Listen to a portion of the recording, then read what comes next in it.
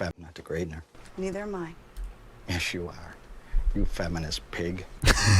I grew up in a magical time called the early 2000s, where reality TV was in its prime. Oh my goodness, let me tell you. Network reality TV was insane. I remember my family used to get really mad because they're like, they're not really making good TV anymore. It's just all that reality crap. And to that I say, it is crap, but I love it. And network TV had a lot of reality shows, a lot of them very questionable, like the subject of today's video, Wifeswap. Let's check it out. King Curtis reigns. He gets his way every single time, and he doesn't even have to break a sweat doing it. He is a fair, benevolent king, though. He's used to having his every wish fulfilled by his parents, even if that means having no chores or living exclusively off of chicken nuggets. He is a chicken nugget. Joy, I have been nice to you, but now I'm coming to the end. Do not push this child any further. He's going to snap. He packs his tiny suitcase to walk out on Joy. Oh, I've seen this. She's gonna try to stop me, but she can't run in those little high heels. See this face again. She's like, thank God. The Kestrel's way of life is much more shocking. All you do is go on and on and on and on and on and on. I don't want to learn all his nonsense. All I want to do is tell him, go get a job, cut your hair, and take a shower. Hold on. How long did they swap for? Wife swap length of time. 2 weeks. These people swapped wives for 2 weeks. She can't tolerate this person for 2 Much more weeks? shocking. You're freaking out on him like this? Like most, Susan Heiss has a difficult time understanding the Kestrel's lifestyle choices. The family purposefully lives below the poverty line, surviving on an income of only $6,000 a year and dumpster diving for food in an effort to conserve. What's going on here? Is that a little tiny goatee or is that some sort of piercing? The Kestrel's convenience-free lifestyle is based on the philosophy of saving the world through conservation, including growing and recycling their food. All right, fine. Consider ourselves to be frigans, which is a play on the word vegan. The experience was so distressing that Susan had a near breakdown when she was asked to beg for scraps to eat. Susan has broken down at the prospect of having to beg for food, and Ian takes it upon himself to comfort her. I can see why she would not want to ask strangers for food in order to eat. It's no wonder that Helani Lobdell felt like she was transported back in the 1940s when she entered the Moon household. This isn't a reboot. Very traditional roles, and I believe that as a wife, I should support my husband as the head of our household. What? This guy. I didn't know guys like this actually existed on the planet Earth. Is he a truck guy or is he a motorcycle guy? I can't tell. Claimed man of the house, Jack Moon, believes that a woman's purpose is to serve men and look pretty doing it. His beliefs alone are belittling to an entire gender. His enforcement of those beliefs are even more insulting. Do you cook? Uh-huh. No. Jack, do you cook? No. Can't cook or you don't want to cook? Cooking is for women. I grill. I appreciate the fact that you're this strong woman, but think about making some food, okay? Then maybe you can get back to being whatever. What is it again? A lawyer? You can get back to that, whatever that is. You can't come in and tell the Jackster what to do. Tired The and frustrated with Jackster! Jackson. You can't come in and Hey-yo! tell the Jackster what to do. Nobody tells a Jackster what to do. You wouldn't think that parents would willingly admit to harming their own children on national television, but the Reimers aren't like other parents. Our instrument of discipline is the whacker. The whacker, which is used for spanking. Whacker. When you've got a nickname for your beaten stick, that's when you know it's gone too far. Their home like a military regime, maintaining a high standard for their young children that comes with strict discipline. In the Reimers' introduction, the parents coolly and unabashedly explain that each of their children has a leather whacker that is used to spank. They each have a leather whacker. They're color coded too. It's blue for boy, pink for girl. That is not gonna work. Well, I mean, it's been working so far. Thankfully, swapped wife Cindy Bittner spoke her mind about the whackers and cut the leather belts up, much to the joy of the children. There is no more whacker. The whacker's gone. So you won't be threatened with the... It's an alien in human skin. This is not a real guy. This is not a real guy. So you won't be threatened with this? We've gotten rid of this. They seem like they're just worried about what's going to replace the whacker. Like, look at this. This girl knows that, well, one, they could just go to the store and get another whacker. And two, they're going to have to get more imaginative when they replace it. It's bad news. She's cut up the whacker before. She's been down this road. When the patriotic, gun-toting American, Glenn Smoke, appeared... Where did they find these people? Glenn Smoke? That's not a name. That's not a name, and this is not a guy. I don't believe it. He seemingly did so with the intention of forming a closer and more loving relationship with his partner.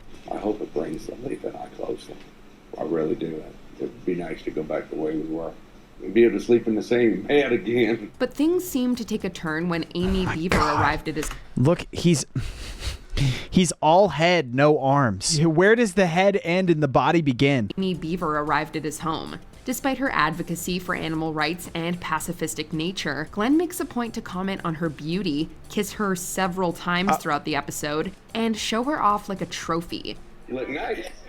Thank you. A lot of the husbands were very jealous of me. Very jealous of your Wifeswap partner? Also, what's going down here? Is this a cross burning that we're at right now? Where are we? Everybody, this is Amy. This is my new wife. Nothing quite like gathering 30 of your closest friends and illuminating the cross with the headlights of your truck and then just torching that bitch. If all of that wasn't enough, Glenn explicitly admits to the cameras that he would like Amy as his partner. I wish I had her as a wife. Oh my God. Real wife. Though we are pretty sure those feelings are not mutual. I am so tempted to strangle the hell out of this man. She's like, get me the fuck out of here. She's like writing help in the yard, like scraping it in the grass, like help, like signaling planes. Please, anyone! Kim Hess-Webb is a quintessential urban mother whose prime focus remains on education and cleanliness. Little did she know that she was in for one of the most shocking experiences of her life when she lived with the Hagewoods. This is what Barb would eat. Yeah, and you know what? Actually, it smells really good. That's girl dinner. Girl dinner! But I just can't. I can't do it, and I don't want to risk my health. This family of farmers unschools their children, brushes their teeth with butter, and consumes a... They do not brush their teeth with butter. Like, why even do that? Like, why?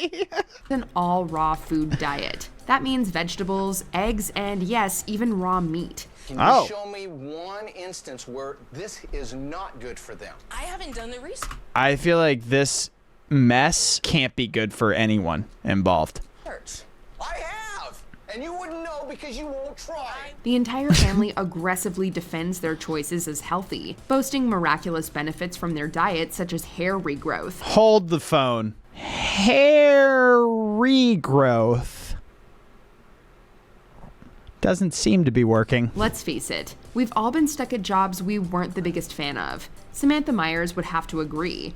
However, Sam enjoys her role as a high-level executive and, instead, likens her job as a mother of four to negative work. Taking care of kids, it's a thankless job and it's negative work. You only realize it when it's not done. While there's no denying motherhood is not for everyone, Sam's callous attitude towards her children throughout the episode is uncomfortable to watch, especially when the Myers children are so well aware of her views. My mother is, cold and callous. Our kids raise themselves. I've been raised to be self-sufficient, and I think I'd freak out if someone tried to do everything for me.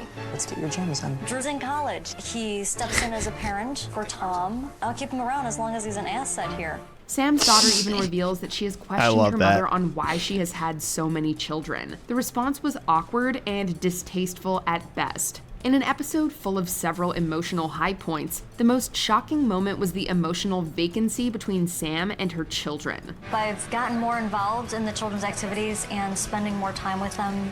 My mother has learned to be a little bit more in touch with her emotions. Hey! Do you mind if we just chat for a few minutes? Sure, yes, of course. I feel like you probably see me, and I'm an outsider, and you know just a tiny bit about me. But I see a lot of unhealthy things happening here. I really want to give this family some nutritional guidance. When I opened your pantry, I saw these. This is huge almond mom energy. Yeah, so I noticed you all have been eating a lot at dinner, and it's gonna make you a little pudgy. Vegetable oil is in all your fried foods. It's in your chicken nuggets. It's in your chicken nuggets. The way she hits those S's is specifically designed to infuriate people, I think. When I watch my kids eat things that I know are loaded with processed preservatives and all those things, it makes me cringe. It makes me cringe thinking that you don't give a f about your kids' health at all. We are going camping. Oh. Living room camping. So far, Can we bring our devices? heck no. It is time Tech fam. to pull the plug. It Whoa, is whoa, whoa, whoa, whoa, time whoa, whoa, that to tone. pull. Hail Satan. Just a itty bitty tiny. My router, no! How am I gonna watch Mr. Quinn? Subscribe. To be here as your role, and Okay. I'm not getting to be your role. I'm being guarded away from the babies. So I was like, what am I doing here? So he's like, okay, well, we'll make you feel at home. Here's some garbage bags. Let's go clean up poop in the backyard. I'll give you an extra special job. And him and Lena were up on the balcony mocking me. Fine, we'll just sit back here and just watch her clean up the poop. What was the mocking going on? Because she equated being gay to eating dog food. Like, that's wrong. Yeah. And I took offense to that. Homophobic couple wife swaps with a gay couple? Why would you agree to be on this? You know what mocks not allowed.